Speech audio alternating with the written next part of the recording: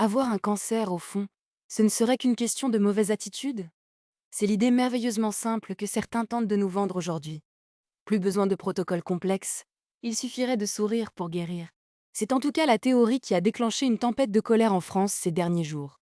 Pour comprendre ce séisme, il faut regarder qui s'est exprimé dans un podcast diffusé le 19 juillet dernier.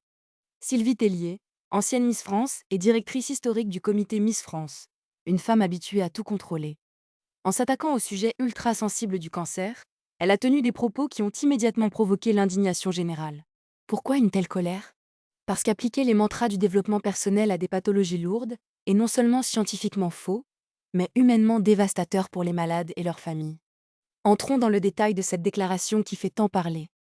Durant cette interview, Sylvie Tellier a affirmé avec assurance que les personnes anxieuses étaient plus enclines à développer des maladies, déclarant que l'anxiété est la première maladie. Elle a ensuite ajouté que les femmes positives guériront 2 fois plus facilement qu'une femme anxieuse face au cancer. Une affirmation d'une violence inouïe pour ceux qui luttent au quotidien, insinuant presque que si l'on ne guérit pas, c'est par manque de volonté ou d'optimisme. Devant le tollé sur les réseaux sociaux, Sylvie Tellier a dû présenter ses excuses pour ses formulations maladroites. Elle a expliqué que ses propos étaient liés à ses propres peurs et à son engagement avec l'association Les Bonnes Fées, tout en rejetant une partie de la faute sur le montage fragmenté du podcast. Elle a également reconnu une grave erreur factuelle. Elle avait évoqué un taux de cancer du sein d'une femme sur 10, alors que la réalité statistique est d'une femme sur 8.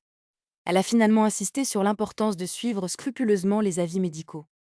Mais au-delà de la maladresse d'une célébrité, cette affaire révèle une dérive de notre époque, l'injonction permanente à la positivité.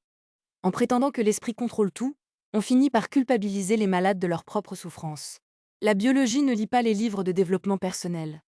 Le cancer est une réalité médicale, pas un test de force mentale. Et le combat des patients mérite du respect, pas des leçons de moralité déguisées en conseils de bien-être. Et vous? Pensez-vous que cette culture de la positivité forcée est devenue toxique pour notre société? Donnez votre avis dans les commentaires. Si ce décryptage vous a plu, abonnez-vous et activez la cloche.